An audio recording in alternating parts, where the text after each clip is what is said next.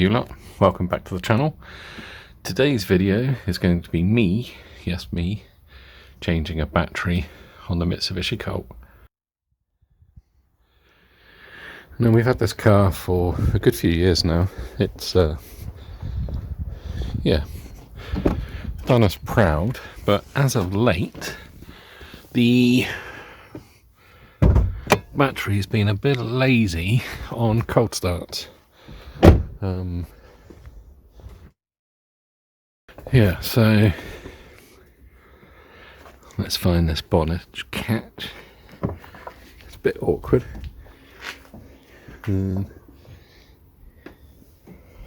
Bonnet stay.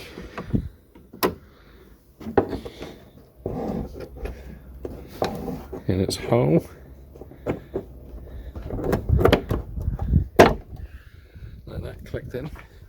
Yeah, so as I was saying, the car's been a little lazy on cold start, so when the temperature drops to about 3 degrees or below, it doesn't quite crank. I've put the battery for a recharge cycle, but it did it again yesterday, so today it was fine. It was about 8 degrees this morning.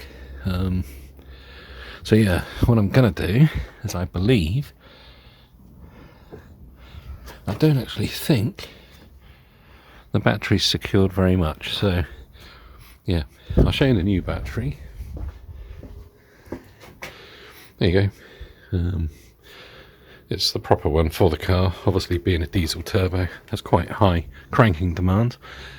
So the first thing I'm going to do is obviously disconnect the negative. You always do the negative first, and then follow that with the positive. So let's get my little spanner and undo this nut for you. Right, I've got one of my ratchet C spanners, the 10mm one. Remember to put it on the right way up, that way up won't it, Paul? You shouldn't have to take the nut off, and you should be able to just do that. So I'm just seeing what secures the battery on the sides. But the positive one, I may, yeah.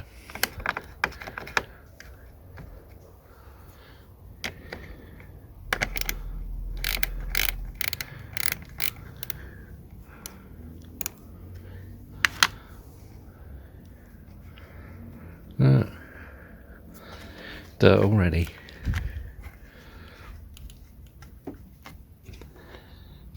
Right, let's set my camera up as opposed to holding it and doing it.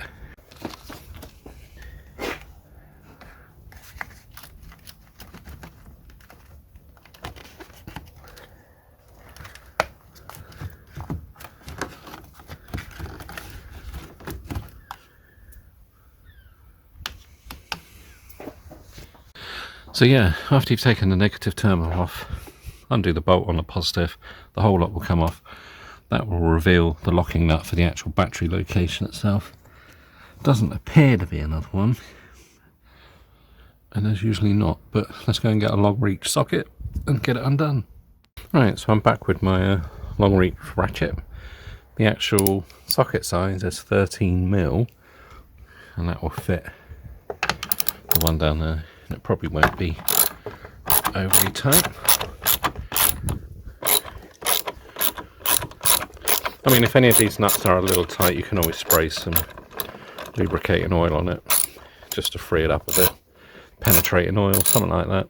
Let it soak in for a few minutes. Right, let's remove this nut, which will require me putting my camera down again. There we go, so the nut's off, and the retaining plate that, if you imagine, clips over the side of the battery. Let's show you on this one. So that will kind of, sorry, let's point the camera. It will press the battery on so it doesn't loosen. In theory, I should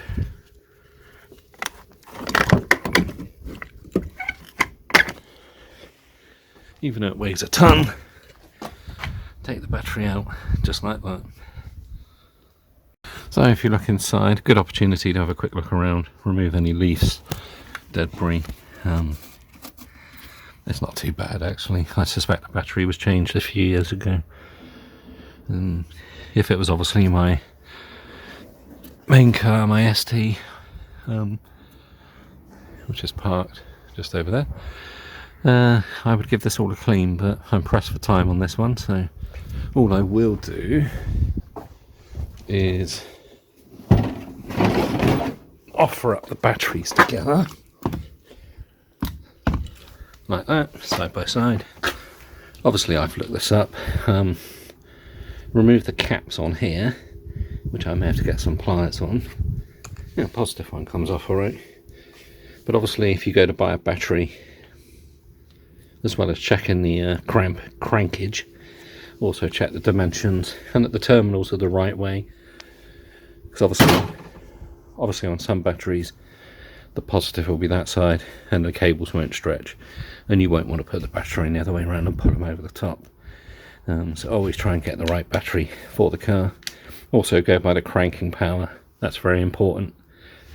Yeah, so what I've got to do, I'll put those on there, keep them safe, is lift it up and put it in the car.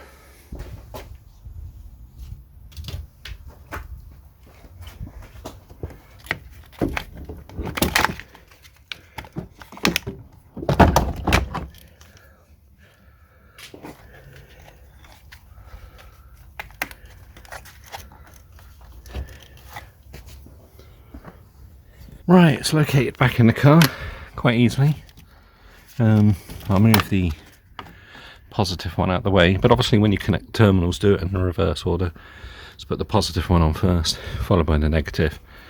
But first off, I'm going to put the little locking plate back in there.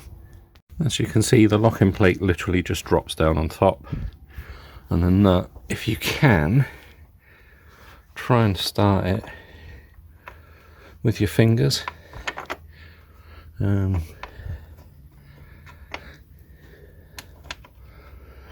It's going to be hard to show, but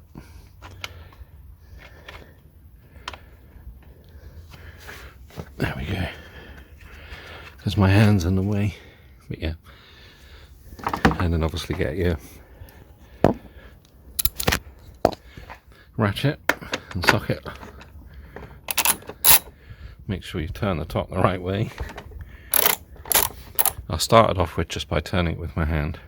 And obviously, once the nut takes bite, I mean, you don't want to murder it, you just want to make sure it's pinched like that, and it's locked, and then the battery won't move around in the car.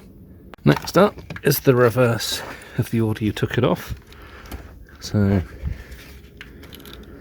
obviously, positive on first. I'll just pinch it with my fingers, make sure it's fully on the terminal, and then I can just tighten it up. This is where a handy ratchet C-spanner comes in. Make sure that's nice and tight, which it is. Give that a clean, move this out the way, and then obviously the negative one completes the circuit, and give it a tighten.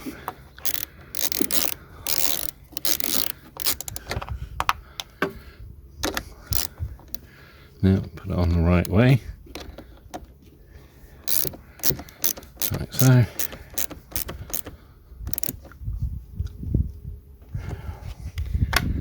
That's all on, lovely and tight. Right, next thing is to see if the car starts. So I've got the key, car's unlocking with the remote. And let's see if the new battery, make sure the car's out of gear, is better than the old battery.